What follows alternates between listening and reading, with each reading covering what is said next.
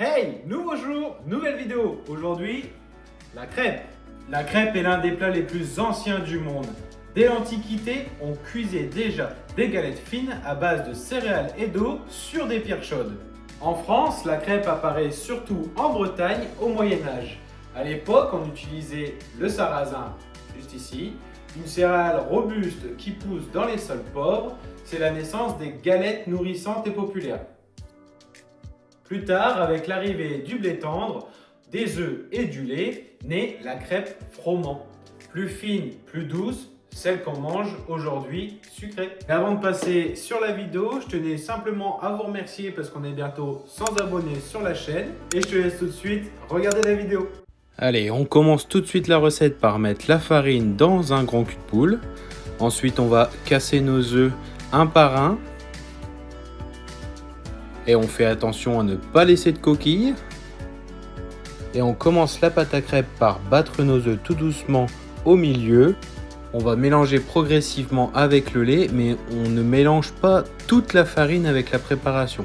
Ça va se faire progressivement et c'est ça qui va nous éviter les grumeaux. Comme tu peux le voir sur la vidéo, je fouette uniquement au milieu. La farine qui est sur le côté, on l'incorporera plus tard.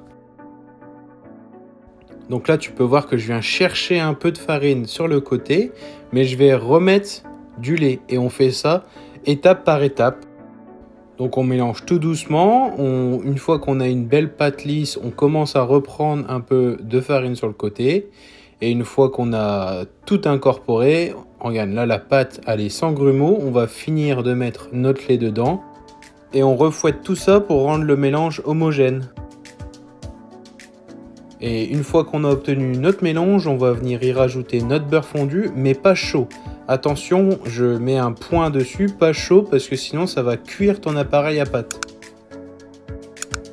On y rajoute ensuite une petite pincée de sel et notre sucre vanillé. Donc là, tu vois, c'est du sucre vanillé que je fais moi-même avec des anciennes gousses. On y rajoute une cuillère à soupe. Et on vient remélanger tout ça, toujours dans le but de bien faire en sorte que notre mélange soit homogène. Et encore une fois, une étape facultative, mais moi j'aime bien le goût, donc je vais rajouter un bouchon de rhum. On peut également mettre de la fleur d'oranger ou laisser la pâte à crêpes telle qu'elle. Ensuite, je mets mon couvercle et je vais laisser la pâte au frigo 4 heures. Et sortie de frigo, tu peux voir qu'on a une belle pâte bien lisse sans grumeaux. Et là, je vais laisser la place à madame parce que c'est elle la pro des crêpes. Donc, elle va venir mettre notre poêle en fonte sur feu moyen. Et une fois qu'elle est chaude, on vient y mettre un agent graissant. Nous, c'est de l'huile de coco, mais tu peux très bien y mettre du beurre, comme de l'huile de tournesol ou de l'huile de colza. Et une fois toutes ces étapes faites, on va pouvoir mettre notre pâte à crêpes sur notre poêle. Et on égalise le tout avec ce geste professionnel. Pour voir la cuisson de la crêpe, c'est facile. Une fois qu'elle a changé de couleur et qu'il n'y a plus de liquide sur le dessus, on vient tout simplement gratter tout le côté pour éviter que ça colle et on vient flipper la crêpe.